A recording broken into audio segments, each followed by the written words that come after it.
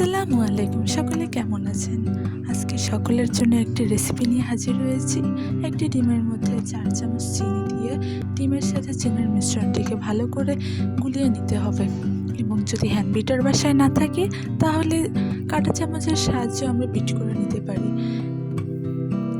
Bit করতে করতে আমরা একটি ফোমের মতো হয়ে আসবে। এর ভিতরে 1 কাপ আটা, হাফ কাপ সুজি দিয়ে ভালো করে আমাদের মিশ্রণটিকে মেশাতে হবে এবং মেশাতে একটি যখন পর্যায়ে আসবে, যখন আমি বুঝে যাবো যে দুটির মিশ্রণ হয়ে গেছে।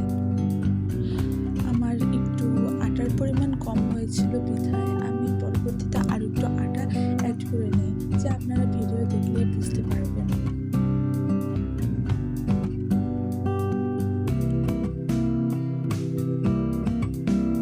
পরবর্তীতে আমি এটি ফ্লেভার করেছি, একটি কালি জিরা দিয়েছিলাম, অন্যটিতে বাদাম দিয়ে আমি দুই রকমের সুজির বিস্কুট বানিয়েছিলাম।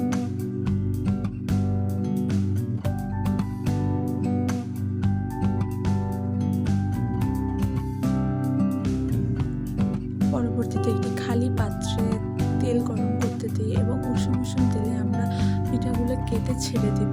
এটি হচ্ছে কালি জিরা দিয়ে শেপ করা সুজির পিঠা এবং পরবর্তীতে যেটি দিয়েছিলাম সেটি বাদামের।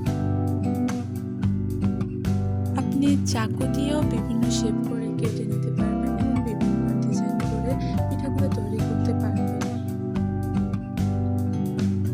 এটি ছিল বাদামের। আমি বাদামগুলো একদম যখন মধ্যম হয়েছিলাম তখনই মিশিয়ে দিয়েছিলাম।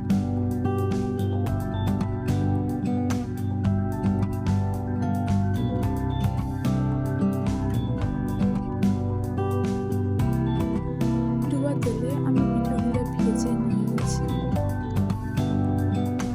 একটু শেপ বিভিন্ন রকম হয়ে গেছে, তাড়াহুড়ো করে বানাচ্ছিলাম কিন্তু খেতে অনেক মজা হয়েছিল। তৈরি হয়ে গেল সুজির বিস্কুট পিঠা। রেসিপিটি কেমন লেগেছে সকলে জানাবেন। আজকে টাটা, ধন্যবাদ, আল্লাহ হাফেজ।